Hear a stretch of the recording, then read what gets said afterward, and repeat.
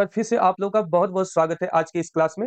आज हम आपके लिए बिल्कुल ही नई यूनिट को लेकर आए हैं जिसका नाम है धारा विद्युत। इसके जो पहले वाली यूनिट था उसका नाम था स्थिर वैद्युतिकी जो कि पूरी तरीके से कंप्लीट हो चुका है। उसका हमने प्रीवियस ईयर का जितना भी न्यूमेरिकल है इस चैनल पर अपलोड कर दिया। अगर आपने उस न्यूमेरिकल को अभी तक नहीं देखा है तो चैनल पर जाकर एक बार ज़रूर देख लीजिए। ठीक? तो यह जो यूनिट है बिल्कुल ही नई है धारा विद्युत। इससे प्रीवियस ईयर में बहुत सारे न्यूमेरिकल पूछे गए। तो इस यूनिट का न्यूमेरिकल करने से पहले हम इसके समरी को डिस्कस करेंगे और इसका समरी हम 2 पार्ट में डिस्कस करेंगे, ठीक? एक पार्ट में हम जो वैद्युत चालन के इंपॉर्टेंट फॉर्मूले हैं और जो इससे रिलेटेड कॉन्सेप्ट है उसके बारे में बात करेंगे और जो दूसरा वाला होगा उसमें किरचॉफ का नियम और वैद्युत परिपथ के बारे में डिस्कस करेंगे। ठीक? तो बिना किसी देर किए हुए आज की क्लास को हम स्टार्ट करते हैं। आज की यूनिट का नाम है धारा विद्युत। इसके पहले जो यूनिट था उसका नाम था स्थिर वैद्युतिकी। मतलब कि हम उसमें ऐसे आवेश के बारे में बात कर रहे थे जो आवेश रुका हुआ था। लेकिन यह जो यूनिट है उसमें हम ऐसे आवेश के बारे में बात करेंगे जो आवेश चल रहा है। इसीलिए जब आवेश चलने लगता है तो क्या बहती है? धारा बहती है। तो हम वैद्युत धारा के बारे में सबसे पहले बात करेंगे। तो आज सबसे पहले हम वैद्युत धारा का डेफिनिशन, मात्रक और विमा और इसका जो फार्मूला क्या होता है इसके बारे में हम जान लेते हैं। ठीक है? तो चलिए देखते हैं वैद्युत धारा का परिभाषा क्या होती है सबसे पहले। तो वैद्युत धारा की डेफिनिशन की बात करें तो किसी किसी चालक में किसी चालक में एकांक समय में कितने समय में? एकांक समय में प्रवाहित आवेश को, कौन से आवेश को?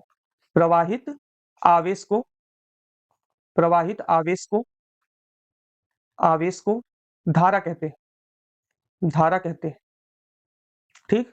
किसी चालक के एकांक समय में प्रवाहित आवेश को क्या कहते हैं? धारा कहते हैं। जैसे कोई चालक है तो इसके एकांक समय में जितना भी आवेश इसमें बहेगा उसी को हम कहते हैं धारा। तो धारा का हम दूसरा भी डेफिनिशन लिख सकते हैं। धारा का दूसरा डेफिनिशन क्या हो सकता है? और करके हम दूसरा डेफिनिशन लिख सकते हैं। हम कह सकते हैं कि आवेश प्रवाह की दर को किसे?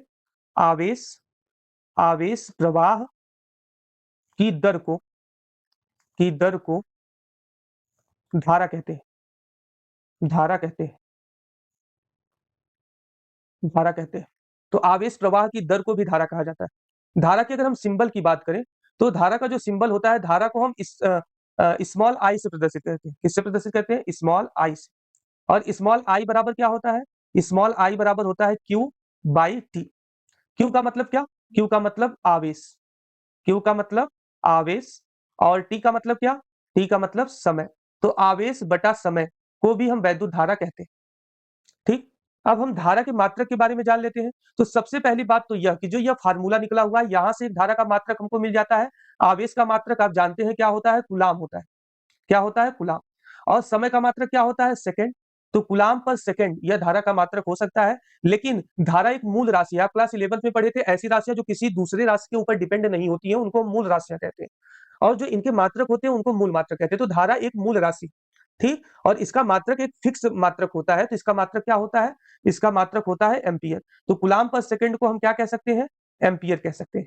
तो धारा का मात्रक एम्पीयर होता है। ठीक? धारा की अगर हम विमा की बात करें, धारा की विमा धारा की विमा कितनी होती है? धारा की जो विमा होती है वो बड़े ब्रैकेट में कैपिटल ए होती है। धारा की विमा क्या होती है? बड़े ब्रैकेट में कैपिटल ए होती है। धारा के बारे में और भी हम कुछ इंपॉर्टेंट पॉइंट्स को जान लेते हैं। तो हम यहाँ पे लिख लेते हैं नोट। ठीक? तो यहाँ पे हम लिख लेते हैं नोट। धारा के बारे में कुछ नोट पॉइंट के बारे में हम डिस्कस कर लेते हैं। पहली बात तो यह कि धारा एक अदिश राशि है। धारा एक कौन सी राशि है? अदिश राशि है। अदिश राशि यह बहुत इंपॉर्टेंट बात है। ठीक? इंपॉर्टेंट बात क्यों है? क्योंकि यह कभी-कभी परीक्षा में पूछा जाता है कि धारा एक अदिश राशि है, क्यों? अब ऐसा क्यों पूछा जाता है? क्योंकि जो धारा होती है उसमें दिशा भी होता है और परिमाण भी होता है, दोनों चीजें होती हैं। लेकिन फिर भी धारा एक अदिश राशि है। आप क्लास 9th में 11th में अदिश और सदिश का डेफिनेशन पढ़े थे, जिसमें जो सदिश का डेफिनेशन था उसमें बताया गया था कि ऐसी राशियां जिसमें परिमाण के साथ-साथ दिशा भी होती है, उसे हम क्या कहते हैं? उसे हम कहते हैं सदिश। ठीक? लेकिन यहाँ पे धारा के पास दिशा भी है, परिमाण भी है, लेकिन यह अदिश। क्यों?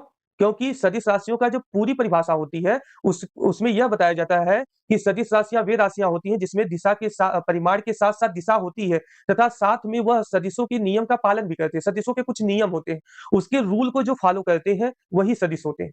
तो जो धारा है वह सदिशों के नियम का पालन नहीं करती है, इसलिए धारा कौन सी राशि है? धारा एक अदिश राशि। ठीक, तो एग्जाम में आएगा तो इस तरीके से आप रीजन बता के लिख सकते हैं। दूसरा क्या पॉइंट है? अब धारा एक सदिश राशि है, सॉरी अदिश राशि है, तो लेकिन इसमें दिशा होती है, तो इसकी दिशा कहां से कहां तक होती है यह जानेंगे। तो जो धारा की दिशा होती है, धारा हमेशा धन आवेश, कहां से? धनावेश से कहां तक जाती है? धन आवेश से ऋण आवेश की तरफ बहती है, ऋण आवेश की तरफ बहती है। ठीक, धारा धन आवेश से ऋण आवेश की तरफ बहती है। जैसे हम कोई यहाँ पे वैद्युत परिपथ आपको बना के समझाते हैं, जैसे कि देख लीजिए यहाँ पर हम एक सेल को लगा देते हैं, बैटरी को, और इसी से हम एक प्रतिरोध को जोड़ देते हैं। तो हमने एक प्रतिरोध को जोड़ दिया। अब यहाँ पर देखिए आप, अगर यह जो बड़ी वाली लाइन होती है बैटरी के सिंबल की, वह पॉजिटिव होती है, और जो छोटी वाली लाइन क्या होती है? निगेटिव। तो जो धारा है वह हमेशा धन आवेश की तरफ से निकलती है, मतलब कि इस साइड से निकलेगी, और यह इस रास्ते से होते हुए फिर यह ऋण आवेश पर आ जाएगी। तो जो धारा की दिशा होती है वो कहां से कहां होती है? धन से ऋण की तरफ होती है। यह बात कंफर्म हो गई। और एक पॉइंट यह है कि जो धारा होती है वह सदैव इलेक्ट्रॉनों के विपरीत दिशा में बहती है। धारा धारा इलेक्ट्रॉनों इलेक्ट्रॉनों के विपरीत दिशा में बहती, विपरीत दिशा में बहती, दिशा में बहती। तो आप यहाँ पर इलेक्ट्रॉनों की दिशा तो समझ ही गए होंगे, क्योंकि इसके पहले हमने बता दिया कि जो धारा की दिशा होती है धन आवेश से ऋण आवेश की तरफ होती है। तो इलेक्ट्रॉनों की दिशा कहां से होगी? ऋण आवेश से धन आवेश की तरफ होगी। ठीक, तो यह धारा की परिभाषा और फार्मूला और मात्रक और बीमा के बारे में आपने यहाँ पे जाना। इसके बाद हम अगले टॉपिक पे चलते हैं, और अगला टॉपिक है धारा घनत्व। तो अगर हम धारा घनत्व की बात करें तो यह बिल्कुल धारा से रिलेटेड होता है। ठीक, जैसे कि यह कोई चालक है, इसके एकांक क्षेत्रफल में जितनी धारा बहती है उसी को धारा घनत्व कहते हैं। तो बहुत आसान सी डिफिनीशन है, लेकिन यह आपके बोर्ड एग्जाम के लिए बहुत ही ज्यादा इंपॉर्टेंट है। इसका मात्रक, बीमा और परिभाषा और फार्मूला, और इस पे न्यूमेरिकल भी पूछा जाता है। तो यह सब चीजें आपके एग्जाम के लिए इंपॉर्टेंट है, तो इसको आप ध्यान से देखिए। सबसे पहले इसके डिफिनीशन को हम जानते हैं। ठीक, तो धारा घनत्व की डिफिनीशन की बात करें तो धारा घनत्व का डिफिनीशन क्या होता है? किसी किसी चालक के किसी चालक के एकांक क्षेत्रफल में, कौन से क्षेत्रफल में? एकांक क्षेत्रफल में, एकांक क्षेत्रफल में प्रवाहित धारा। ठीक, प्रवाहित धारा क्या कहलाती है? धारा घनत्व कहलाती है। धारा घनत्व कहलाती है, कहलाती है। ठीक, तो कोई भी चालक है उसके एकांक क्षेत्रफल में जितना भी धारा बहती है उसको धारा घनत्व कहते हैं। धारा घनत्व के सिंबल की बात करें तो धारा घनत्व को जे से प्रदर्शित किया जाता है। ठीक, और जे बराबर होता है आई अपॉन ए। जे बराबर क्या होता है? आई अपॉन ए। अब यहाँ पर अगर हम इसके मात्रक की बात करें तो यहीं से, इसके फार्मूले से ही इसका मात्रक हम बना सकते हैं। आई का मात्रक क्या होता है? आई का मात्रक होता है एम्पियर। आई का मात्रक क्या होता है? एम्पियर। और क्षेत्रफल का मात्रक क्या होता है? Metre square.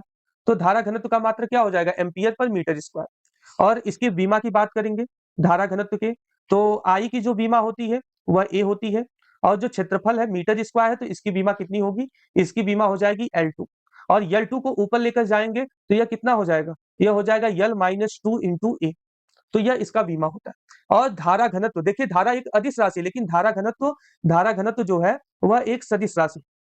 धारा घनत्व धारा घनत्व एक कौन सी राशि है? धारा घनत्व एक सदिश राशि, एक सदिश राशि है, एक सदिश राशि। ठीक, तो धारा घनत्व के बाद हम अनुगमन वेग के बारे में पढ़ेंगे। तो चलिए देखते हैं अनुगमन वेग क्या होता है। तो अब हम अनुगमन वेग के बारे में बात करेंगे। अनुगमन वेग का दूसरा नाम अपवाह वेग भी होता है। तो कभी-कभी एग्जाम में आपसे पूछ देता है अपवाह वेग की परिभाषा, और कभी-कभी अनुगमन वेग की परिभाषा पूछ देता है। तो आपको दोनों नाम को याद रखना है, ठीक है? और इसको इंग्लिश में ड्रिफ्ट वेलोसिटी कहते हैं, इसको भी आपको याद रखना है। तो अनुगमन वेग क्या होता है? ठीक, इसका डिफिनीशन हम जानेंगे, और धारा और अनुगमन वेग के साथ क्या संबंध होता है, धारा घनत्व और अनुगमन वेग के क्या संबंध होता है, यह सब चीजें हम यहाँ पे जानेंगे। ठीक, तो यहाँ पे होता क्या है, जैसे कोई धातु है, जैसे यह कोई धातु है, ठीक? तो धातु के अंदर मुक्त इलेक्ट्रॉनों की संख्या बहुत ज्यादा होती है। धातु के अंदर क्या पाए जाते हैं? मुक्त इलेक्ट्रॉन पाए जाते हैं। ठीक, तो धातु के अंदर होते हैं मुक्त इलेक्ट्रॉन, और यह मुक्त इलेक्ट्रॉन जो होते हैं यह उष्मीय वेग से, किस वेग से? उष्मीय वेग से, उष्मीय वेग से धातु के अंदर उष्मीय वेग से पूरे धातु के अंदर मुक्त रूप से घूमते रहते हैं, ठीक? और जब यह घूमते हैं, उष्मीय वेग का मतलब बहुत अधिक वेग, तो जब यह बहुत अधिक वेग से धातु के अंदर घूमते हैं, तो यह घूमते वक्त क्या होता है, एक दूसरे से टकराते हैं। तो अगर कोई इलेक्ट्रॉन किसी दूसरे इलेक्ट्रॉनों के साथ दो क्रमागत टक्कर किया, तो यहाँ पर दो क्रमागत टक्करों में दो क्रमागत दो क्रमागत टक्करों में जो दूरी चली जाती है, दो क्रमागत टक्करों में चली गई दूरी को क्या कहते हैं? माध्य मुक्त पथ कहते हैं। क्या कहा जाता है? माध्य मुक्त पथ, ठीक? और माध्य मुक्त पथ को लैम्ब्डा से प्रदर्शित किया जाता है। किससे प्रदर्शित किया जाता है? लैम्ब्डा से। और जब दो क्रमागत टक्कर होती है, जब दो क्रमागत टक्कर होती है, तो दो क्रमागत टक्करों में जो समय लगता है, क्या लगता है? जो समय लगता है, उसको हम श्रांति काल के नाम से जानते हैं। किसके नाम से जानते हैं? श्रांति काल के नाम से जानते हैं, और इसको हम टाउ से प्रदर्शित करते हैं। किससे प्रदर्शित करते हैं? टाउ से प्रदर्शित किया जाता है, ठीक? यह जब हम धातु को बैटरी से नहीं जोड़े रहते तो यह कंडीशन होती है। और एक चीज यहाँ पर आपको और जानना है, जो इलेक्ट्रॉनों का औसत उष्मीय वेग होता है, ठीक? इलेक्ट्रॉनों का इलेक्ट्रॉनों इलेक्ट्रॉनों का औसत उष्मीय वेग औसत उष्मीय वेग शून्य होता है। क्या होता है? शून्य होता है। तो यह भी बात आपको जानना है कि जो इलेक्ट्रॉन होते हैं, उनका औसत उष्मीय वेग शून्य होता है। शून्य क्यों होता है? क्योंकि जब इलेक्ट्रॉन धातु के अंदर गति करते हैं मुक्त रूप से, तो वह टकराते हैं। टकराने के बाद अगर उनका परिमाण ना बदले लेकिन दिशा बदल जाए, तो अगर पहले वह किसी मतलब कि इस डायरेक्शन में, देखिए यहाँ पे हम फिगर में समझा देते हैं, पहले इलेक्ट्रॉन इस डायरेक्शन में गति किया, फिर यह अपने विपरीत दिशा में आ गया, तो इसका परिमाण तो बराबर है, लेकिन दिशा विपरीत होने के कारण यह दोनों आपस में, इनका परिणामी जब निकाला जाएगा तो आपस में क्या हो जाएंगे? कैंसिल आउट हो जाएंगे। तो इसलिए यह जितने भी इलेक्ट्रॉन है, वह अपने पास वाले इलेक्ट्रॉनों से टकराते हैं। टकराने के बाद इनकी गति की दिशा बदल जाती है, जिसके कारण इनका औसत उष्मीय वेग क्या होता है? शून्य होता है। तो अनुगमन वेग क्या होता है? अनुगमन वेग में जैसे कोई, यहाँ पर देखिए फिगर के माध्यम से हम समझेंगे, जैसे यहाँ पर कोई यह धातु है, और हमने अभी आपको बताया धातु के अंदर क्या होते हैं? मुक्त इलेक्ट्रॉन होते हैं। धातु के अंदर क्या पाए जाते हैं? मुक्त इलेक्ट्रॉन पाए जाते हैं, ठीक? और जब हम इस धातु को किसी बैटरी से जोड़ देते हैं, जब हम इस धातु को किसी बैटरी से जोड़ देते हैं, तो होता क्या है? बैटरी से जोड़ने के बाद यह जो धातु है, इसके सिरों पर विभवांतर उत्पन्न हो जाता है, और विभवांतर जब उत्पन्न होता है, तो यह जो मुक्त इलेक्ट्रॉन है धातु के अंदर, इसके ऊपर एक वैद्युत बल लगता है, और जब बल लगेगा तो क्या उत्पन्न होगा? बल जो लगेगा तो त्वरण भी उत्पन्न होगा उसमें। और यह जो त्वरण होता है, वह क्या करता है कि इन इलेक्ट्रॉनों को, जो पहले उष्मीय वेग से गति कर रहे थे, इन इलेक्ट्रॉनों के वेग को इतना ज्यादा कम कर देता है कि यह मुक्त इलेक्ट्रॉन है, वह सूक्ष्म सूक्ष्म नियत वेग से सूक्ष्म नियत वेग से क्या करने लगते हैं? गति करने लगते हैं। और इसी सूक्ष्म नियत वेग को गति करने लगते हैं, और इसी सूक्ष्म नियत वेग को हम कहते हैं अनुगमन वेग। क्या कहते हैं? अनुगमन वेग के नाम से जानते हैं, या इसको अपवाह वेग भी कहते हैं, ड्रिफ्ट वेलोसिटी भी कहते हैं, ठीक? ड्रिफ्ट वेलोसिटी के कारण ही इसको वीडी से प्रदर्शित किया जाता है। डी का मतलब ड्रिफ्ट और वी का मतलब वेलोसिटी, तो ड्रिफ्ट वेलोसिटी के नाम से इसे जानते हैं। तो इसका अगर हम डिफिनीशन की बात करें, तो इसका डिफिनीशन अगर एग्जाम में पूछा जाएगा, तो जैसे अभी हमने आपको डिटेल में एक्सप्लेन किया, उस तरीके से बता सकते हैं। कैसे? जैसे कि जो धातु के अंदर इलेक्ट्रॉन होते हैं, ठीक, वह पहले उष्मीय वेग से गति करते हैं, लेकिन जब हम धातु को बैटरी से जोड़ देते हैं, तो धातु के सिरों के बीच क्या स्थापित हो जाता है? विभवांतर, जिसके कारण जो मुक्त इलेक्ट्रॉन होते हैं उस पर क्या लगता है? बल। और वह जो बल है, वह क्या करता है? बल के कारण त्वरण लगता है इलेक्ट्रॉनों पर, वह त्वरण उस इलेक्ट्रॉनों के उष्मीय वेग को इतना ज्यादा कम कर देता है कि इलेक्ट्रॉन सूक्ष्म नियत वेग से गति करने लगते हैं। इस सूक्ष्म नियत वेग को हम अनुगमन वेग कहते हैं। यह तो लॉन्ग डिफिनीशन, शॉर्ट में भी इसका डिफिनीशन हम बता सकते हैं। तो शॉर्ट में डिफिनीशन हम यहाँ पे लिख देते हैं, यह लिख सकते हैं, बैटरी से जोड़ने के बाद जोड़ने के बाद ठीक, बैटरी से जोड़ने के बाद मुक्त इलेक्ट्रॉनों के मुक्त इलेक्ट्रॉनों के इलेक्ट्रॉनों के सूक्ष्म नियत वेग को, मुक्त इलेक्ट्रॉनों के कौन से वेग को? सूक्ष्म नियत नियत वेग को क्या कहते हैं? अनुगमन वेग कहते हैं। अनुगमन वेग कहते हैं। अनुगमन वेग कहते हैं, ठीक। तो इस तरीके से आप अनुगमन वेग की डेफिनेशन को लिख सकते हैं। अब यहाँ पे हम यह जान लेते हैं कि अनुगमन वेग और धारा में क्या संबंध होता है। तो देखिए हम इस साइड धारा और अनुगमन वेग में क्या संबंध होता है उसको देख लेते हैं। तो धारा धारा तथा अनुगमन वेग में संबंध, क्योंकि इसी से जो आपका न्यूमेरिकल है वह लगेगा। धारा तथा अनुगमन वेग में संबंध, इसका डेरिवेशन भी होता है, ठीक है। हम यहाँ पे समरी को डिस्कस कर रहे हैं, इसलिए यहाँ पे हम इसका डेरिवेशन नहीं बता सकते हैं। इसका बस फार्मूला हम देख लेते हैं। धारा तथा अनुगमन वेग में क्या संबंध होता है। धारा को I से प्रदर्शित करते हैं और I बराबर होता है NEAVD। यहाँ पर सिंबल की बात कर लेते हैं कि किस सिंबल का मतलब क्या है। तो अगर हम बात करेंगे यन का, तो यन जो है वह एकांक आयतन में मुक्त इलेक्ट्रॉनों की संख्या है। क्या है? मुक्त इलेक्ट्रॉनों की संख्या। यह स्मॉल यन का मतलब है। इसके बाद ई आपको पता ही है। ई जो है वह क्या होता है। ई जो होता है वह इलेक्ट्रॉनों का आवेश होता है, जिसका मान हमेशा फिक्स होता है 1.6 गुणे 10 की घात -19। तो ई क्या है? इलेक्ट्रॉनों पर आवेश। इलेक्ट्रॉनों पर आवेश, ठीक। ई के बारे में आप समझ गए। इसके बाद ए क्या है, ए के बारे में भी जान लेते हैं। देखिए ए जो है वह अनुप्रस्थ काट का क्षेत्रफल है। अनुप्रस्थ अनुप्रस्थ काट का क्षेत्रफल, ठीक। और वीडी क्या है? वीडी अभी हमने आपको बताया अनुगमन वेग। वीडी क्या है? अनुगमन वेग। तो यहाँ पर अनुगमन वेग और धारा में संबंध आपको याद रखना है प्रीवियस ईयर के न्यूमेरिकल को लगाने के लिए। इसके बाद धारा घनत्व और अनुगमन वेग में क्या संबंध होता है। तो देखिए अगर हम बात करेंगे धारा घनत्व का, इसके पहले अभी आप हेडिंग पढ़े हैं।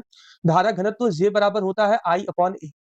और I का मान अभी आप यहाँ पे लिखे हैं, यहाँ पे अगर हम रख दें यही मान, तो देखिए यहाँ पर हो जाएगा NEAVD और यहाँ पे अपॉन में A से A क्या हो जाएगा? कैंसिल। तो J बराबर यहाँ पर क्या हो जाएगा? J बराबर हो जाएगा NEVD, इसमें A नहीं रहेगा, ठीक। तो यह संबंध होता है धारा घनत्व और अनुगमन वेग। तो यह रहा अनुगमन वेग, ठीक। अब हम अगले टॉपिक पे चलेंगे और अगले टॉपिक पे के बारे में हम पढ़ेंगे गतिशीलता, ठीक। तो गतिशीलता क्या होती है। गतिशीलता एक बहुत छोटी सी टॉपिक है और एग्जाम के लिए बहुत ज्यादा इंपॉर्टेंट टॉपिक है। गतिशीलता का डिफिनीशन जानने से पहले हम इसके फार्मूले को लिख लेते हैं, क्योंकि इसके जो फार्मूला है इसी के अकॉर्डिंग इसकी डिफिनीशन दी जाती है। तो जो गतिशीलता का सिंबल होता है म्यू होता है। गतिशीलता को किस सिंबल से शो किया जाता है? म्यू से। म्यू बराबर क्या होता है? म्यू बराबर होता है VD अपॉन में ई। अब VD और ई जो सिंबल है उसके बारे में आप पहले से परिचित हैं। क्या होता है VD का मतलब? अभी आप जस्ट इसी के पहले हेडिंग पढ़े थे, अनुगमन वेग या अपवाह वेग, ठीक। अनुगमन वेग या अपवाह वेग। अनुगमन वेग को अपवाह वेग भी कहते हैं, यह बात आप जानते हैं। अनुगमन वेग या अपवाह वेग, और बट्टे में क्या हो जाएगा? बट्टे में ई है। तो ई का मतलब क्या होता है? ई का मतलब होता है वैद्युत क्षेत्र की तीव्रता। ई का मतलब वैद्युत क्षेत्र की तीव्रता। अब यहां से आप डिफिनीशन बना सकते हैं। डिफिनीशन क्या हो जाएगा? यहाँ पे लिख दिया जा रहा है, किसी आवेश वाहक की गतिशीलता, किसी आवेश आवेश वाहक की गतिशीलता, वाहक की गतिशीलता, ठीक। किसी आवेश वाहक की गतिशीलता। इसके बाद फार्मूले पर आएंगे। फार्मूले में क्या है? ऊपर है अनुगमन वेग, नीचे क्या है? वैद्युत क्षेत्र की तीव्रता। तो किसी आवेश वाहक की जो गतिशीलता होती है वह अनुगमन वेग और वैद्युत क्षेत्र की तीव्रता के अनुपात के बराबर होती है। तो किसी आवेश वाहक की गतिशीलता अनुगमन वेग अनुगमन वेग अनुगमन वेग तथा वैद्युत क्षेत्र की तीव्रता के वैद्युत क्षेत्र की तीव्रता के अनुपात के बराबर होती है। अनुपात के बराबर होती है, ठीक। तो गतिशीलता का डिफिनीशन अगर आपसे पूछा जाए तो आप इस तरीके से आसानी से लिख सकते हैं। देखिए गतिशीलता के मात्रक के बारे में भी पूछा जाता है। तो गतिशीलता का मात्रक अगर हम बात करेंगे, तो गतिशीलता का जो मात्रक होता है, गतिशीलता का मात्रक, तो हम यहाँ पर फार्मूले के अकॉर्डिंग चलकर निकाल सकते हैं। VD का मात्रक क्या होता है? मीटर पर सेकेंड, ठीक। और वैद्युत क्षेत्र की तीव्रता का मात्रक क्या होता है? वोल्ट पर मीटर। इसका गुणा जो होगा सबसे ऊपर हो जाएगा और इसका गुणा कहाँ होगा? बीच में। तो यह कितना हो जाएगा? मीटर स्क्वायर पर वोल्ट इंटू सेकेंड। यह होता है गतिशीलता का मात्रक। और यहां से हम इसकी बीमा भी निकाल सकते हैं। तो मीटर की बीमा क्या होती है? मीटर की बीमा L2 हो जाएगा, क्योंकि मीटर का स्क्वायर है, और अपॉन में कितना हो जाएगा? वोल्ट। तो वोल्ट की बीमा ML2 T-3 और A-1 यह वोल्ट की बीमा होती है, और सेकंड बच्चा तो इसकी बीमा क्या होती है, T। इसी को हम सॉल्व करें अगर, तो यहाँ से हम गतिशीलता की बीमा प्राप्त कर सकते हैं। तो अगर हम गतिशीलता की बीमा यहाँ से निकालें तो कितनी हो जाएगी, देखिए यहाँ पर यह L2 से यह L2 कट जाएगा, ठीक, और यहाँ पे t की पावर +1 है, यहाँ पे t की पावर -3 है, तो एक पावर भी कम हो जाएगा। तो बचा कितना, यहाँ पे बचा यम, तो यम को ऊपर ले जाएंगे तो यम की पावर -1, इसके बाद t को ऊपर ले जाएंगे तो t की पावर +2, और a को ऊपर ले जाएंगे तो a की पावर +1। ठीक है ना, यह इसका बीमा होता है। तो यह गतिशीलता टॉपिक है, बहुत छोटी सी टॉपिक है, और इस पर न्यूमेरिकल भी आता है, और इसका डिफिनीशन भी एग्जाम में पूछा जाता है। ठीक, तो इसको अच्छे से याद रखिएगा। इसके बाद हम अगले टॉपिक की तरफ बढ़ेंगे और देखेंगे ओम का नियम क्या होता है। एक बहुत प्रसिद्ध नियम है जिसको आप क्लास 10th में भी पढ़े होंगे। ओम का नियम क्या होता है, जैसे यह कोई चालक तार है, इसकी भौतिक अवस्था में अगर हम कोई परिवर्तन न करें, भौतिक अवस्था का मतलब ताप में, अगर हम इसके कोई परिवर्तन न करें, ठीक, तो इसके सिरों के बीच जितना भी विभवांतर उत्पन्न होगा वह प्रवाहित धारा के अनुक्रमानुपाती होता है। एक बार लिख लेते हैं, ओम का नियम क्या होता है, यदि यदि किसी चालक की भौतिक अवस्था में, कौन सी अवस्था में, भौतिक अवस्था में, भौतिक अवस्था में कोई परिवर्तन न किया जाए, कोई परिवर्तन न किया जाए, कोई परिवर्तन न किया जाए, न किया जाए, तब तब होता क्या है, जो चालक के सिरों के बीच विभवांतर उत्पन्न होता है, चालक के सिरों के बीच, सिरों के बीच उत्पन्न विभवांतर, उत्पन्न उत्पन्न विभवांतर, विभवांतर, ठीक, प्रवाहित धारा के अनुक्रमानुपाती होता है। चालक के सिरों के बीच जो विभवांतर उत्पन्न होता है वह प्रवाहित धारा के क्या होता है, अनुक्रमानुपाती होता है, मतलब कि वह धारा के ऊपर डिपेंड करता है। तो V प्रोपोर्शनल टू I होता है। अगर हम यहाँ से प्रोपोर्शनल का सिंबल हटाएं तो बराबर का सिंबल आएगा, और यहाँ पर एक कांस्टेंट आता है, नियतांक आता है, जिसको हम वैद्युत प्रतिरोध के नाम से जानते हैं, वैद्युत प्रतिरोध के नाम से जानते हैं। यह क्या होता है, इसको भी यहाँ पे समझ लेते हैं। ठीक, तो वैद्युत प्रतिरोध क्या होता है, वैद्युत प्रतिरोध जो धारा के प्रवाह का विरोध करता है, जो धारा के प्रवाह का विरोध करता है, ठीक, जो धारा के प्रवाह का विरोध करता है, उसे हम क्या कहते हैं, उसे वैद्युत प्रतिरोध कहा जाता है, वैद्युत प्रतिरोध कहा जाता है, वैद्युत प्रतिरोध कहते हैं। ठीक, तो जैसे कोई चालक है, उसमें धारा बह रही, तो उसके धारा के बहने के मार्ग में जो रुकावट उत्पन्न होती है उसको हम वैद्युत प्रतिरोध के नाम से जानते हैं। वैद्युत प्रतिरोध एक भौतिक राशि है और यह एक नियतांक होता है। अगर हम यहाँ से R का मान निकालें तो R का जो मान होगा वह कितना हो जाएगा, R बराबर हो जाएगा यहाँ पर V/I। R बराबर कितना होगा, V/I। तो इसके अकॉर्डिंग भी हम R की परिभाषा को बता सकते हैं। तो R की परिभाषा क्या हो सकती है, इस फार्मूले के अनुसार, किसी चालक के सिरों के बीच, सिरों के बीच उत्पन्न विभवांतर को, उत्पन्न विभवांतर को, विभवांतर को, ठीक है, उत्पन्न विभवांतर को नहीं, यहाँ पे हम इसको मिटा देते हैं पहले, उत्पन्न विभवांतर तथा विभवांतर तथा धारा के अनुपात को, किसको, धारा के अनुपात को हम क्या कहते हैं, प्रतिरोध कहते हैं, अनुपात को प्रतिरोध कहते हैं, प्रतिरोध कहते हैं।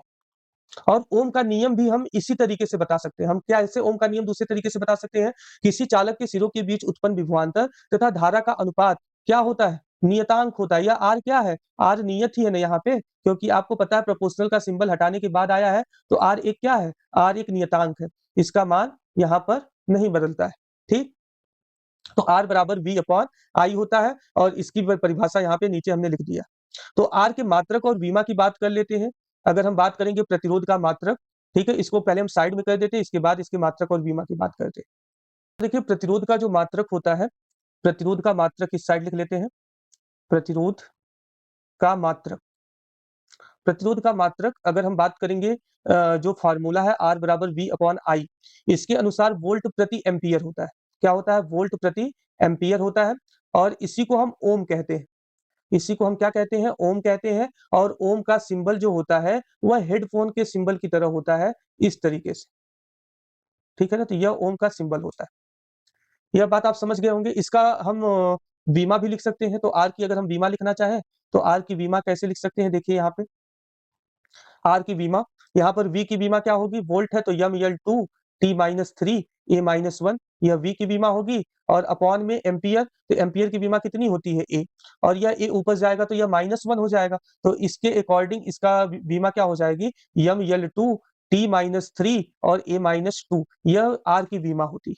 ठीक, तो यहाँ पर हम ओम का नियम और वैद्युत प्रतिरोध दोनों के बारे में डिस्कस कर लिए। एक चीज यहाँ पर आप और समझ सकते हैं, आपसे कभी-कभी प्रतिरोध का मूल मात्रक पूछता है।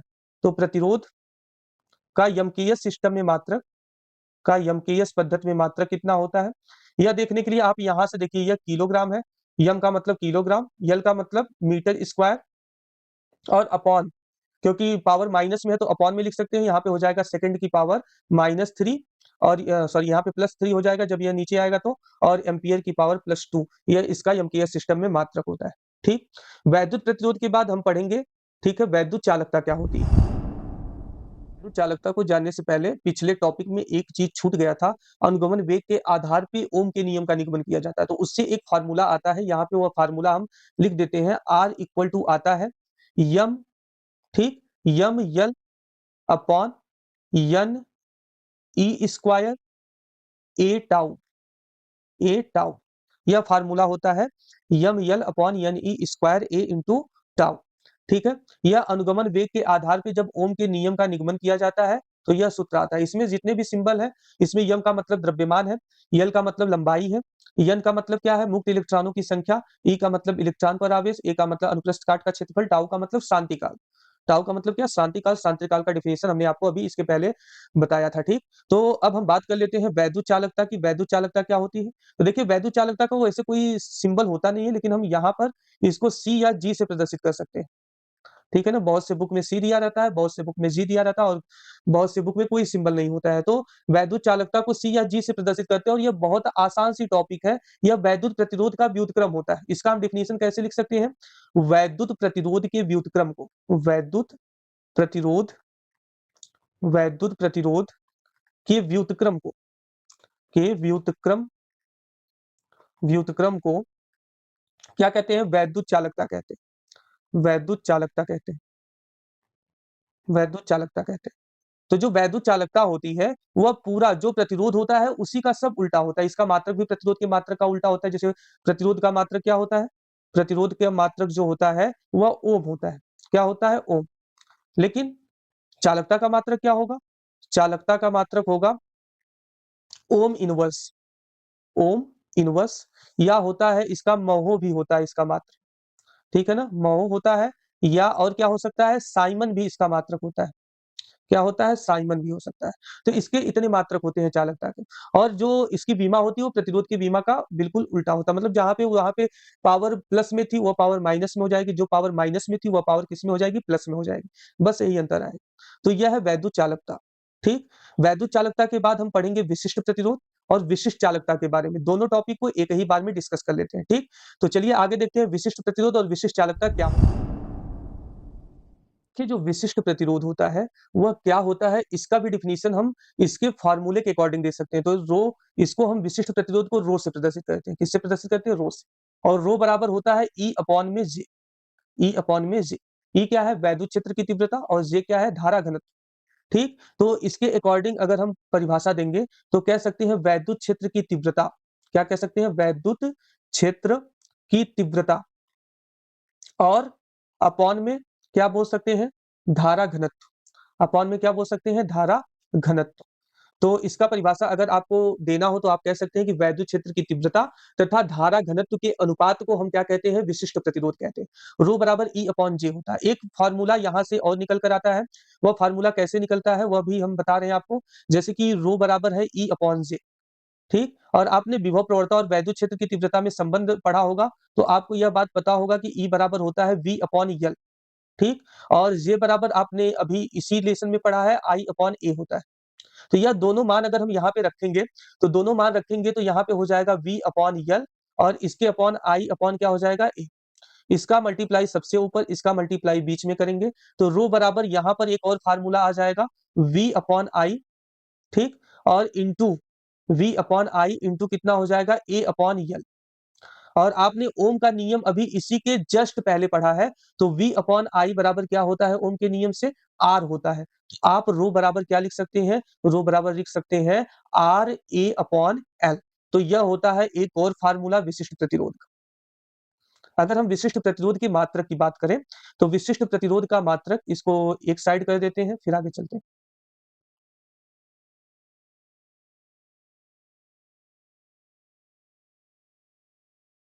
तो देखिए विशिष्ट प्रतिरोध के मात्रक की बात करेंगे, इधर लिखते हैं विशिष्ट प्रतिरोध का मात्रक, यह भी इंपॉर्टेंट है, ठीक। विशिष्ट प्रतिरोध का मात्रक, विशिष्ट प्रतिरोध का मात्रक क्या होता है यह जानना है। तो विशिष्ट प्रतिरोध का मात्रक यहां पर आप देख रहे हैं ओम, ओम इंटू मीटर होता है। क्या होता है, ओम इंटू मीटर होता है। इसकी बीमा भी आप निकाल सकते हैं। विशिष्ट प्रतिरोध की बीमा की बात करेंगे तो विशिष्ट प्रतिरोध की बीमा, विशिष्ट प्रतिरोध की बीमा, तो विशिष्ट प्रतिरोध की बीमा कितनी होती है, विशिष्ट अब ओम मतलब प्रतिरोध की बीमा अभी आप इसके पहले देखे थे। तो यहाँ इस वाले फार्मूले से भी हम बीमा को निकाल सकते हैं। या तो इस फार्मूले से निकाल लीजिए या तो इस फार्मूले से निकाल लीजिए, ठीक। तो यहाँ पे यह वैद्युत क्षेत्र की तीव्रता और यह धारा घनत्व है, चाहे आप यहाँ से निकाल लीजिए। तो कहाँ से निकाला जाए, चलिए यहाँ से निकाल लीजिए। यह जो v upon I into a upon L है, तो v का जो बीमा होती है वह कितनी होती है, M L two T minus three A minus one, यह v की बीमा होती है, ठीक। और अपॉन में क्या लिखना है ए, अपॉन में क्या लिखना है ए।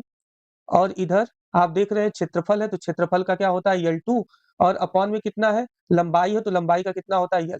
तो एक यल से यह एक यल कैंसिल हो जाएगा और यहाँ पर सबको एक मतलब कि अंश में लेकर जाएंगे, तो अंश में लेकर जाएंगे तो क्या हो जाएगा, यह यम हो जाएगा। और यहाँ पर यल, यह एक यल यहाँ पे बचा हुआ है तो यल थ्री हो जाएगा, यम यल थ्री।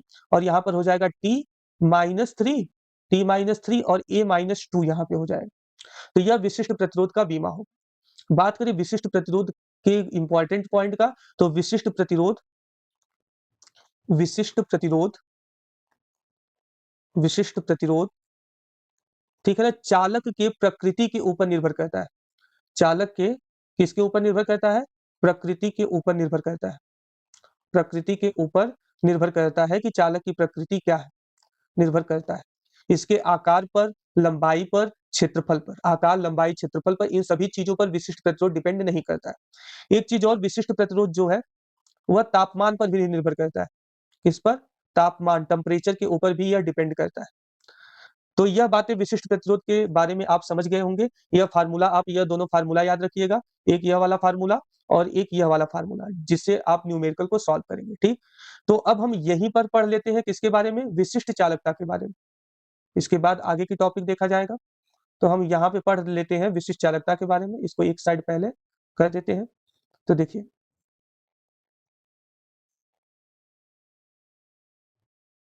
यहाँ पे कर देते हैं और अब हम यहाँ पे देख लेते हैं विशिष्ट चालकता क्या होता है। तो देखिए विशिष्ट चालकता, ये ऊपर देख लेते हैं, ठीक। विशिष्ट चालकता बहुत छोटी सी टॉपिक है। विशिष्ट चालकता को हम सिग्मा से प्रदर्शित करते हैं। किससे प्रदर्शित करते हैं, सिग्मा। और सिग्मा बराबर होता है 1/रो, 1/रो, मतलब कि विशिष्ट प्रतिरोध का व्युत्क्रम विशिष्ट चालकता कहलाता है। यह सिंपल सी इसका डिफिनीशन, ठीक। विशिष्ट प्रतिरोध का व्युत्क्रम विशिष्ट चालकता कहलाता है। हम जितना भी फार्मूला विशिष्ट प्रतिरोध का लिखे हुए हैं उसी का अगर हम अपोजिट फार्मूला लिख दे तो वो विशिष्ट चालकता का फार्मूला हो जाएगा। जैसे कि यहाँ पर E अपॉन जे होता है तो यहाँ पर जे अपॉन ई हो जाएगा, ठीक। इसी के साथ यहाँ पर कितना हो जाएगा, L upon R A, L upon R A, यह इसका फार्मूला हो जाएगा। इसका विशिष्ट चालकता का यह सूत्र हो जाएगा, ठीक। यह समझ गए होंगे आप। इसके बाद इसके मात्रक की बात करें तो इसका मात्रक भी अपोजिट ही होता है। इसका मात्रक ओम इंटू मीटर होता है, अभी हमने बताया यहाँ पर। तो इसका मात्रक क्या होता है, इसका मात्रक ओम इनवर्स मीटर इनवर्स होता है। क्या होता है, ओम इनवर्स मीटर इनवर्स किसका मात्रक होता है, विशिष्ट चालकता का मात्रक होता है। बीमा की बात करें, विशिष्ट चालकता की बीमा, तो विशिष्ट चालकता की जो बीमा होती है इसी का अपोजिट, यम की पावर -1, क्योंकि यहाँ पे प्लस है। एल की पावर कितना हो जाएगा, एल की पावर -3 हो जाएगा, और टी की पावर +3 होगा, और ए की पावर +2 हो जाएगा, यह इसका बीमा हो जाएगा। ठीक, तो आप विशिष्ट चालकता का मात्रक और बीमा समझ गए हैं। अब हम अगले टॉपिक के बारे में बात करते हैं। जो बचे हुए फार्मूले हैं सबको एक साथ डिस्कस करेंगे, जैसे कि शक्ति का सूत्र हो गया, ऊर्जा का सूत्र हो गया, और एक जो प्रतिरोध है वो टेम्परेचर के ऊपर डिपेंड करता है, उसका फार्मूला हो गया। और इसके बाद हम प्रतिरोधों का श्रेणी क्रम और संयोजन, समांतर क्रम संयोजन पढ़ेंगे। इसके बाद यह जो क्लास है वह समाप्त हो जाएगी। ठीक है, तो चलिए आगे बढ़ते हैं, आगे देखते हैं। ऊर्जा होता है, उसको हम विभवांतर के सूत्र से समझ सकते हैं। विभवांतर का सूत्र V बराबर होता है W/Q। क्या होता है, W/Q। और ऊर्जा जो होता है वह कार्य के बराबर है। तो अगर हम यहाँ से W का मान निकालें तो W बराबर कितना हो जाएगा, W बराबर हो जाएगा V इंटू क्यू। W बराबर कितना हो जाएगा, V इंटू क्यू। अब यहाँ पर इसी से हम ऊर्जा के बहुत सारे फार्मूले को निकाल सकते हैं। जैसे यहाँ पे आपको पता है V बराबर होता है, Q बराबर क्या होता है, Q बराबर होता है I इंटू टी। Q बराबर होता है I इंटू टी। तो हम यहाँ पर Q की जगह I इंटू टी रखेंगे तो यह VIT एक फार्मूला हो जाएगा। एक फार्मूला क्या हो जाएगा, V इंटू आई टी। ठीक, इसके बाद एक चीज और, यहाँ पे ओम के नियम से V बराबर आई आर होता है। V बराबर क्या होता है, ओम के नियम से देखिए यहाँ पे V बराबर होता है आई आर। तो V की जगह अगर हम आई आर रखेंगे तो W बराबर कितना हो जाएगा, W बराबर I R into I T. तो यह कितना हो जाएगा, आई स्क्वायर आर टी। आई स्क्वायर कितना हो जाएगा, आर टी। यह भी एक फार्मूला हो जाएगा, यह भी एक फार्मूला होगा। ठीक, और भी फार्मूला बन सकता है, जैसे कि हम यहाँ से आई की जगह क्या रख सकते हैं, V अपॉन आर भी रख सकते हैं। ठीक, तो इस फार्मूले में अगर आई की जगह V अपॉन आर रख दे तो कितना हो जाएगा, W बराबर, यहाँ पर देखिए W बराबर, W बराबर आई की जगह V अपॉन आर, तो V अपॉन आर स्क्वायर है तो स्क्वायर कर देंगे, और यहाँ पे R इंटू टी करेंगे तो W बराबर कितना हो जाएगा, W बराबर हो जाएगा यह V square upon R square हो जाएगा, इंटू R इंटू टी होगा, एक आर से एक आर कैंसिल। तो यहाँ पे W बराबर कितना हो जाएगा, V स्क्वायर अपॉन आर। ठीक, V square upon R into T. तो यह W बराबर फार्मूला हो जाएगा तीसरा। ठीक, तो इस तरीके से आप यहाँ पर ऊर्जा के सूत्र को निकाल सकते हैं। ऊर्जा के बाद हम उष्मा के सूत्र को भी ऊर्जा के सूत्र की सहायता से निकाल सकते हैं। क्या होता है इसको देखिए, तो हम इसको एक साइड कर लेते हैं। देखिए इधर उष्मा के सूत्र को डिस्कस करते हैं। उष्मा, तो उष्मा क्या होता है, उष्मा को हम एच से प्रदर्शित करते हैं और इसको हम कैलोरी में नापते हैं। यह जितना भी फार्मूला यहाँ पर आया हुआ है, यह जितना भी फार्मूला आया है सब जूल में आया है, लेकिन उष्मा को जब हम निकालेंगे तो उष्मा कैलोरी में होती है। तो यहाँ पर जो भी फार्मूला आया है, अगर हमको एच के रूप में लिखना हो तो वह W/4.18 या W/4.2 लिख सकते हैं। मतलब W लिखेंगे, जो यह W की जितनी भी वैल्यू आई वह रखेंगे, और उसमें 4/4.2 से भाग कर देंगे तो सब फार्मूला हो जाएगा। तो कौन कौन सा सूत्र आएगा, एच बराबर यहाँ पर आएगा, देखिए V इंटू क्यू बटा 4.2 लिख सकते हैं, बराबर VIT बटा 4.2। यह सब जो भी आंसर इसको सॉल्व करने के बाद आएगा वो कैलोरी में आएगा। इस बात को आप याद रखिएगा। यहाँ पे आई स्क्वायर आर टी बटे 4.2 लिख सकते हैं। ठीक, इसके बाद यहाँ पर और क्या लिख सकते हैं, और लिख सकते हैं V square upon 4.2 R into T लिख सकते हैं। तो यह उष्मा का फार्मूला हो जाएगा। यहीं से हम शक्ति का सूत्र भी निकाल लेते हैं। तो शक्ति का सूत्र क्या होगा, देखिए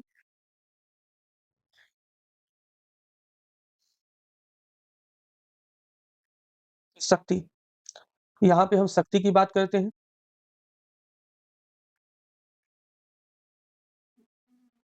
इसको पहले इरेज कर दें। तो देखिए शक्ति, तो शक्ति कार्य करने की दर को हम क्या कहते हैं, शक्ति कहते हैं। कार्य करने की दर क्या कहलाती है, शक्ति कहलाती है।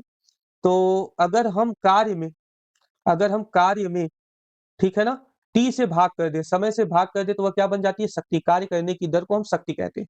अब जितना भी कार्य का फार्मूला है उसमें टी से अगर हम भाग दे दें तो वो हमको शक्ति का फार्मूला मिल जाएगा। तो जैसे कि वी क्यू है तो वी क्यू अपॉन टी हो जाएगा एक formula, V I T upon T हो जाएगा दूसरा फार्मूला, तीसरा फार्मूला क्या होगा, I square R T upon T हो जाएगा, और बराबर और क्या हो जाएगा, V square upon R T into T हो जाएगा। यहाँ पर अगर आप देखें तो यह टी इस टी से कट जाएगा, यह टी इस टी से कट जाएगा, और यह वाला टी इस वाले टी से कट जाएगा। तो फाइनली जो शक्ति का फार्मूला होगा P बराबर V into Q upon T बराबर V I upon T, sorry यहाँ पे केवल वी आई बचेगा, और यहाँ पे कितना बचेगा, आई स्क्वायर आर बचेगा, और यहाँ पे वी स्क्वायर अपॉन आर बचेगा। तो यह शक्ति का सूत्र होता है। शक्ति का जो मात्रक होता है वो वाट होता है।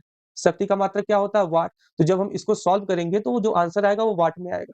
इसको सॉल्व करने पर आंसर किस में आएगा, अभी हमने आपको बताया, इसको सॉल्व करने पर आंसर कैलोरी में आएगा, ठीक। और इसको सॉल्व करने पर आंसर किस में आएगा, जूल में आएगा, ठीक। तो आप मात्रक को याद रखिए कि यहाँ पे आंसर किस किस पद्धति में आ सकते हैं, ठीक। एक प्रतिरोध का सूत्र यहाँ पर बच गया है, ठीक। तो प्रतिरोध का सूत्र क्या होता है वह देख लेते हैं। देखिए, यदि यदि यहीं पर लिख देते हैं नीचे, यदि 0 डिग्री सेल्सियस, कितना, 0 डिग्री सेल्सियस पर, यहाँ पे यह गलती हो गई। तो देखिए, एक प्रतिरोध का सूत्र बच गया है, यहाँ पे हम इसको लिख देते हैं, यदि 0 डिग्री सेल्सियस पर प्रतिरोध प्रतिरोध आर नॉट हो, कितना हो, आर नॉट हो, तथा टी डिग्री सेल्सियस पर, टी डिग्री सेल्सियस पर प्रतिरोध प्रतिरोध कितना हो, R T, R suffix T हो, तब एक फार्मूला होता है जिससे हम प्रतिरोध के मान को निकाल सकते हैं। वह फार्मूला क्या होता है, यहाँ नीचे हम लिख दे रहे हैं, ठीक। वह फार्मूला होता है आर टी बराबर R naught 1 plus alpha T, R T बराबर R naught 1 plus alpha T, जहां पे जो अल्फा है, ठीक है, वह ताप गुणांक होता है। वह क्या होता है, ताप गुणांक होता है। अल्फा जो होता है ताप गुणांक होता है।